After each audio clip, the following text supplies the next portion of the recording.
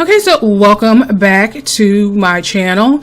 I was perusing Hulu and I came across a mini-series. It's a four-part series called National Treasure Kiri. And it follows Miriam, a social worker, and Kiri, who's one of her children that she monitors and she keeps track of. And Kiri's unfortunate disappearance.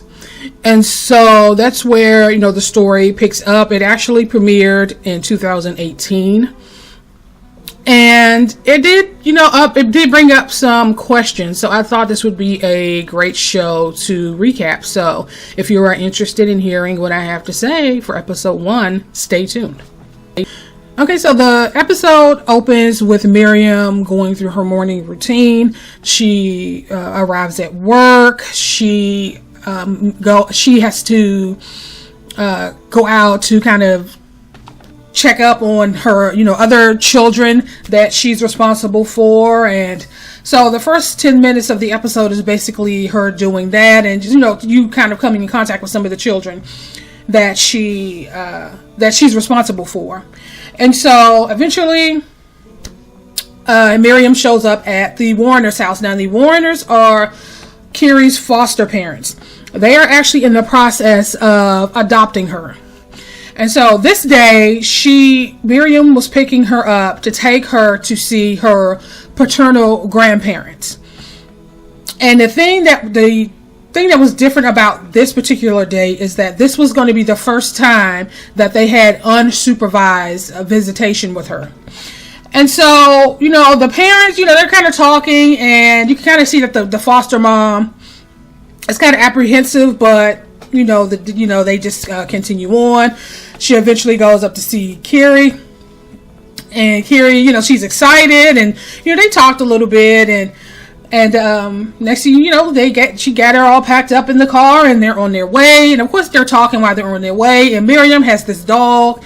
You can see this dog is it's a tad bit elderly, and she did make the comment that he farts a lot, and so you can kind of hear Kiri in the backseat like, "Oh my God!" But she's petting the dog. The dog is lovable and all of that. It's just old and it farts. So they're talking, and Miriam notices that Mrs. Warner is following her. So you can see her in the rearview mirror, but she doesn't say anything to Kiri. She just continues on. They continue talking. And then they eventually arrive at Kiri's grandparents' home. And, she go up, she's all excited, knock on the door. Toby comes out, who's her grandfather. And, they talk a little bit, and she ends up going in the house. And Kiri ends up going in because he said that I think the grandmother had prepared some treats for her or something. And, Miriam and Toby stood for a while and they talked.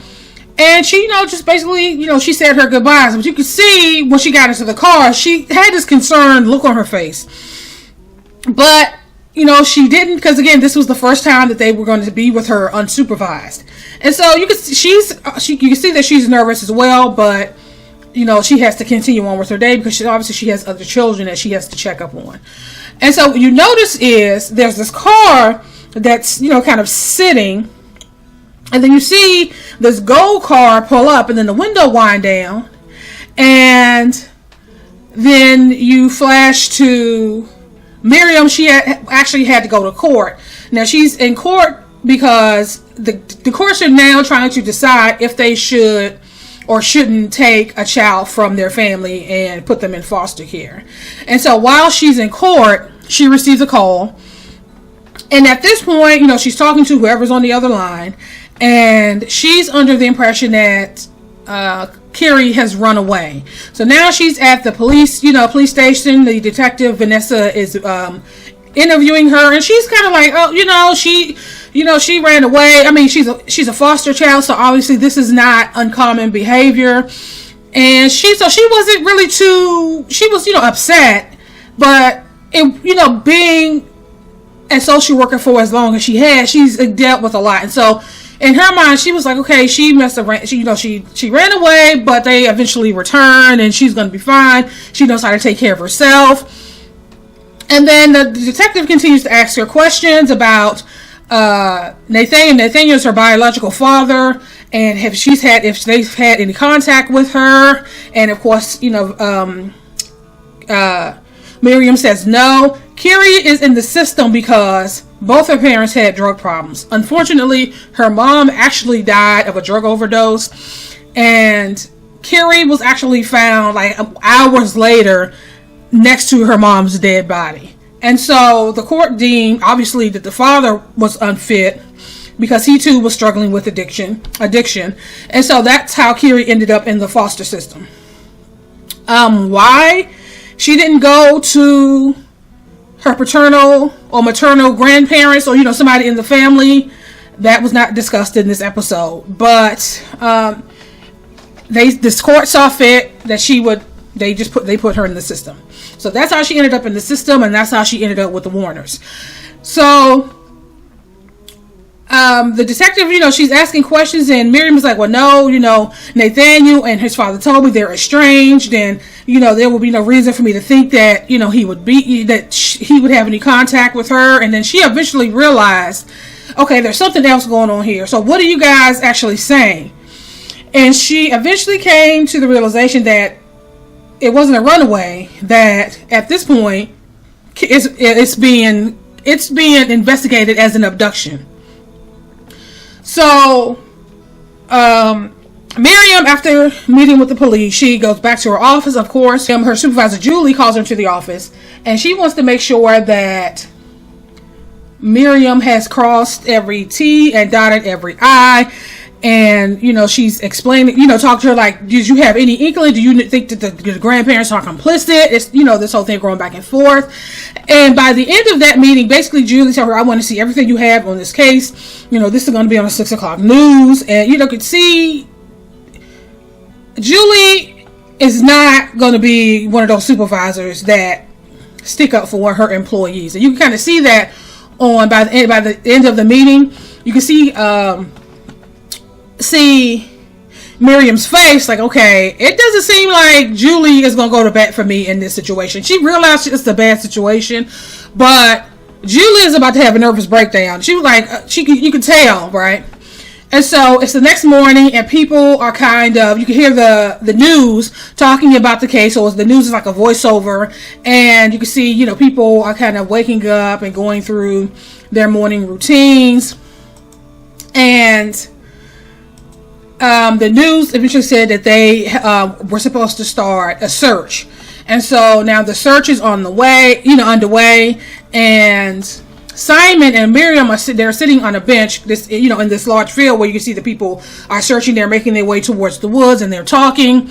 And Simon tells Miriam that one of her supervisors came to the house, and they were talking to her parents. And of course, the parents basically shredded Miriam, how it's all her fault, how they should have never listened to her, like she convinced them to do this, and they had a feeling that it was wrong. Like basically they are just they are letting Miriam have it.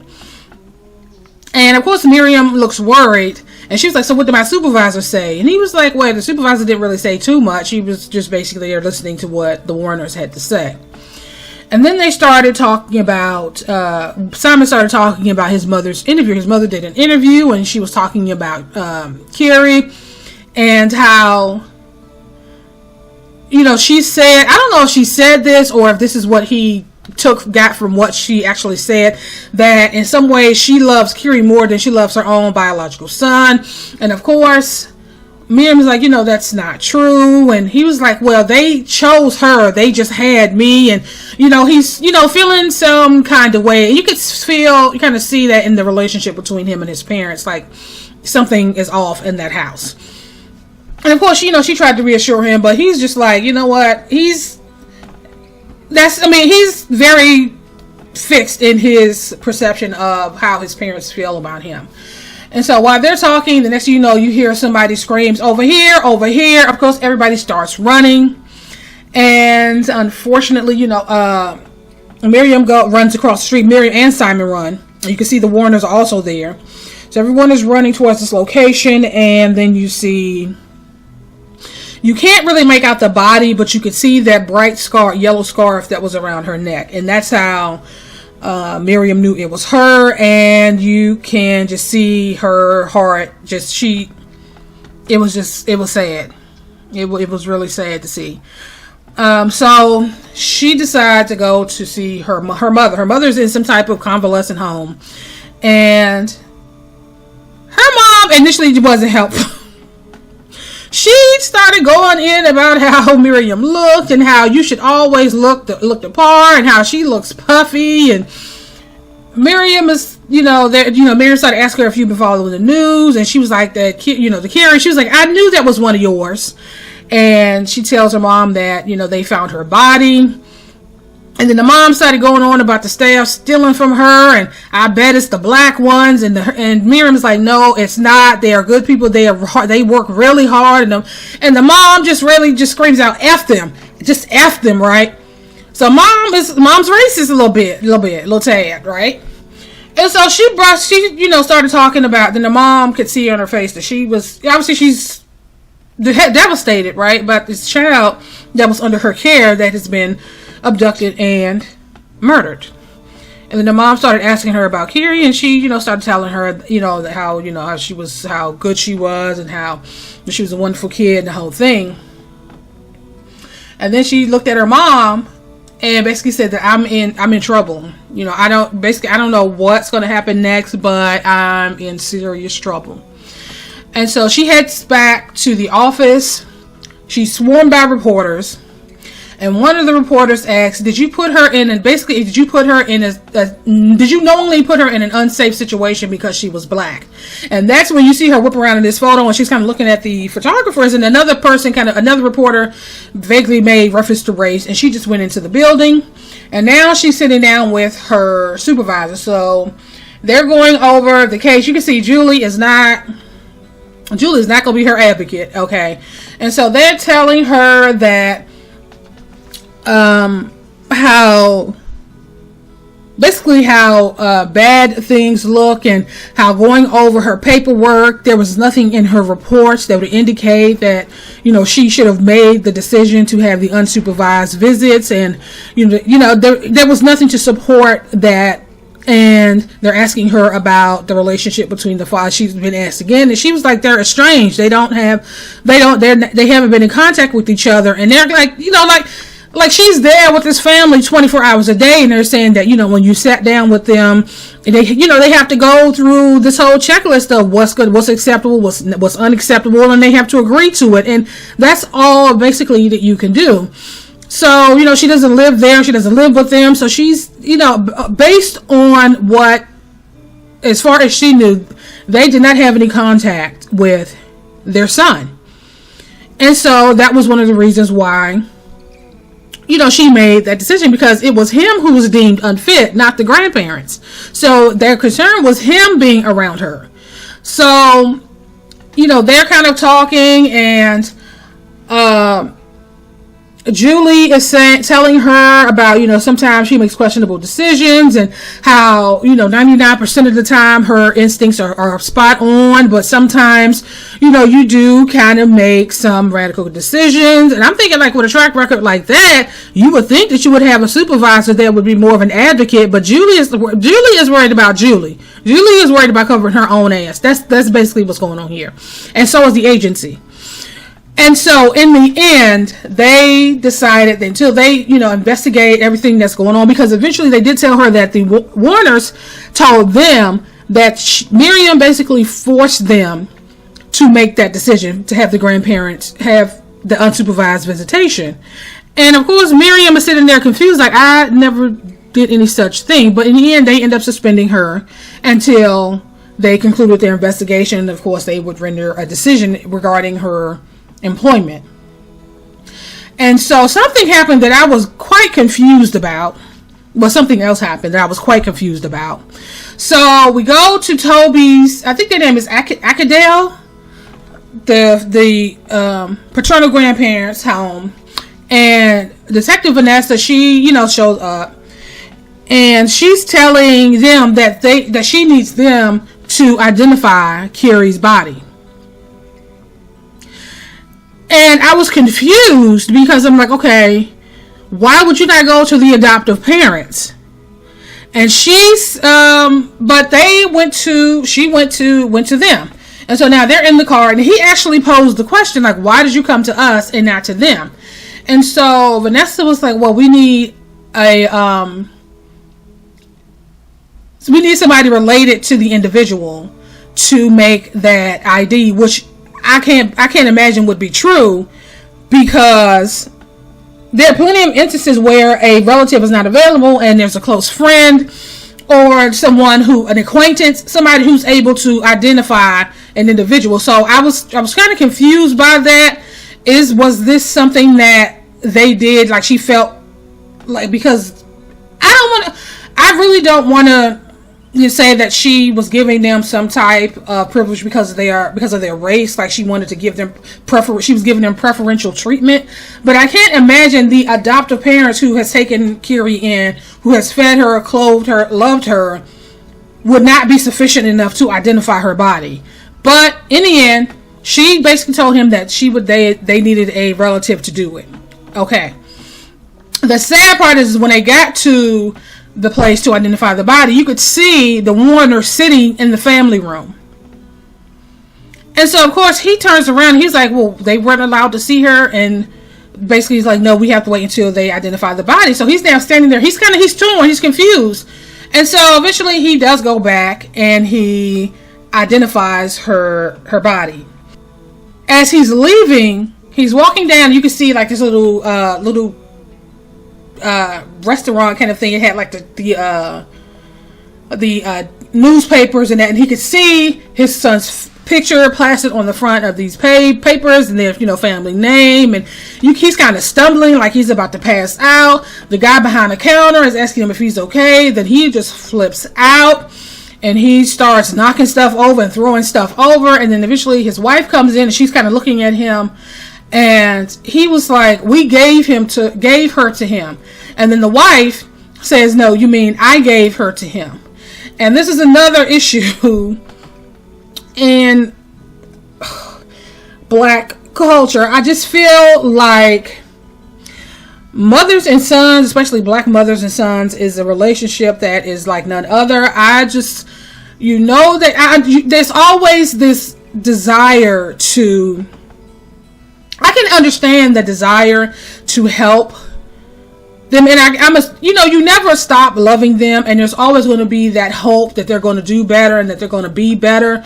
But in this case, this came back to bite her in the ass by making that decision, because they were already, she had already kind of loosened the reins a little bit by allowing them to have this unsupervised visitation with just her grandparents at this point. And it's like sometimes you say you give a person an inch, they take a mile, and then so it made sense. So it really didn't make sense for her. I'm still confused as to why she made that decision. I don't understand why they didn't just wait until things were settled to address that. At least they would have been able to maintain a relationship with their granddaughter. And so she's, kind of standing there, and then he's going off, and because he was like, look at what he did to her neck. He was focused, and then he just had a breakdown there for a minute. And so she's standing there, and eventually he leaves to go find his son, because at this point he's still in the wind. Nobody knows where he is.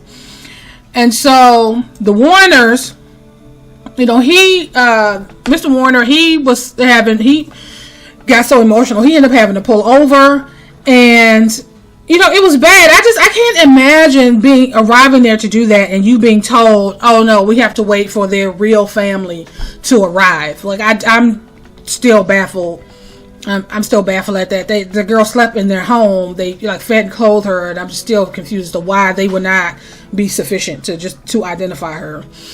And so she, Mrs. Warner, it was just an emotional scene. It was hard. It was hard, difficult to watch. So Miriam is home, and of course it's on the news, and her phone rings, and you don't, at this point, you don't know who she's talking to. She's saying, I really can't, come by. And then eventually the person convinced her to come out, and you realize that it's Lucy. Lucy is another worker in the office. And you can see that her face is bruised, and one of her children attacked her. And so she is telling her that she didn't want to report him because then it goes on her record as well, and she just wanted somebody there to support her, and she doesn't want Miriam to say anything. And she was like, well, and I just thought, I thought that you liked me. And then she started talking about how people in the office was telling her that they think that Miriam might be attracted to her. There was a girl, and Miriam was like, no, I'm not. I was actually married once to a guy. I am not gay. That's not me. So Miriam started asking her, "Are you on pain medication?" And they gave her some medication. She was like, "Oh, it's some kind of truth serum," because she just had diarrhea of the mouth and was just like, she's like, "Well, I'm straight too sometimes." And so, I mean, Lucy was doing the most. And so eventually, Miriam pulls out a flask, and they both take a drink, and eventually, things settle down, and she leaves. And Miriam goes home, but there's reporters all outside her home, so she ends up leaving, and she ends up going to one of her other children that was one of her children who has a serious drug problem. She knew that, and she, checks in on her from time to time. And she went there, and she, took some food, and they talked a little bit, and Miriam's phone ends up ringing, and the lady tells her, you shouldn't answer your phone right now, because if they hear that hear you drunk like that, then that's really not going to work. That's not going to help your case. And I'm like, girl, are you so out of it that an addict is telling you, girl, don't do that, because the people on your job, might not understand. So eventually she ends up having to help Miriam over to the couch, and she kind of passes out. And then you see Miriam's dog with his elderly farting self. He's in the car barking his little head off, and that's how this episode ends. And so it does bring up an interesting conversation as it pertains to white people adopting black children. Now, I have heard conversations on both sides. One of the things that did come up several times is that they wanted her to have a cultural connection to her family. Even though she was going to be adopted by the Warners, she was in the process of being adopted by the Warners, they still wanted her to know where she came from. And so that was one of the driving forces by them, allowing her to, maintain contact with her paternal grandparents. And, why they felt that, that was why Miriam felt that was important.